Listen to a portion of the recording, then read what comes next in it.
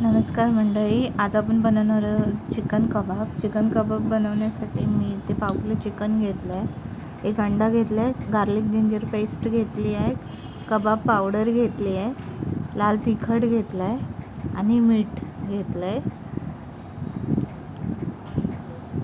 आणि फ्राय करण्यासाठी ऑइल घेतलं आहे. इथे पाव किलो चिकन घेतलं आहे, त्याला मी गार्लिक पेस्ट आणि कबाब पावडर मसाला आणि एक अंडं त्यात घेतलं आहे, ते फोडून टाकून व्यवस्थित मिक्स करणार आहे. लाल तिखट पण टाकायचं आहे आणि आपल्याला जेवढं मीठ पाहिजे तेवढं पण टाकून व्यवस्थित सर्व मिक्स करून घ्यायचं आहे.